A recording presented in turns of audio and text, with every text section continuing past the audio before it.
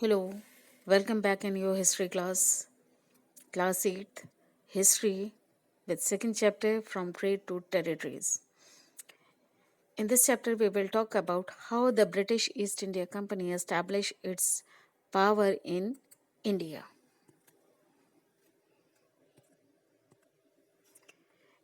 End of the Mughal rule. The chapter starts with the end of the Mughal rule. Aurangzeb was the last powerful Mughal ruler.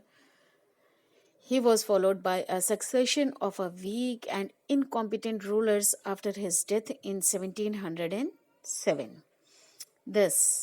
The huge empire broke up under various zamindars and subedars.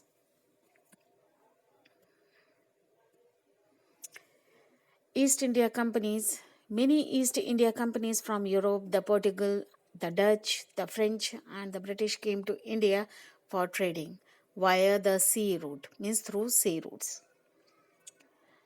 All the companies were interested in buying the same goods such as cotton, silk, textile, and spices, which led to the great competition among the companies.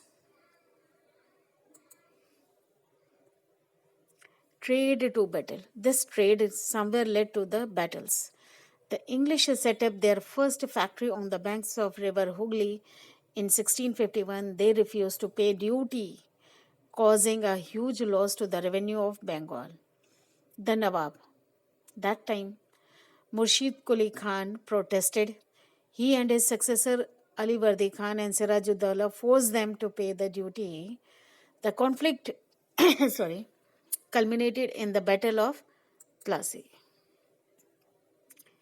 The Battle of Plassey was fought in the year 1756 when Sirajuddaulah became the Nawab of Bengal and he established control over the company's fort at Qasim Bazar and Calcutta. The Battle of Plassey. On the hearing this news about the battle, the company official in Madras sent forces under the command of Robert Clive. Robert Clive picture is given here on the slide. You can easily see. Prolonged negotiations with the Nawab failed, and finally, in 1757, Robert Clive led the company to victory. The main cause for the defeat of Sirajuddaulah was that the forces led by one of his commanders, Mir Zafar, did not fight at all. He betrayed the Sirajuddaulah.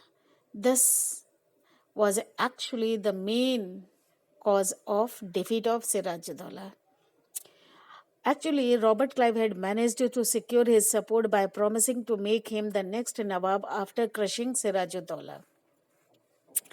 The battle became famous as it was the company's first major victory in India.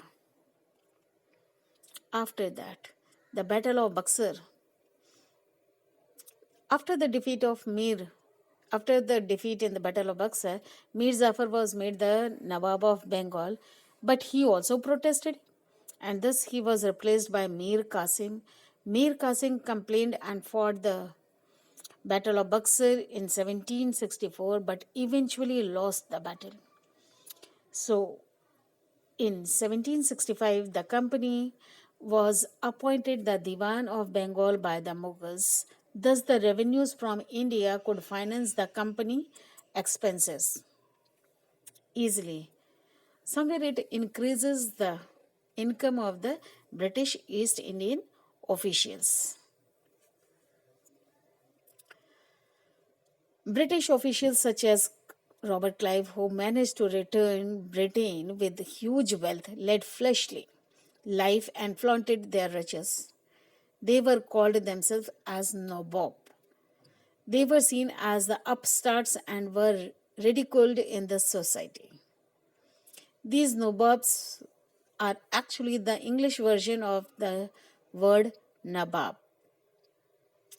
Remaining part will be in the next video.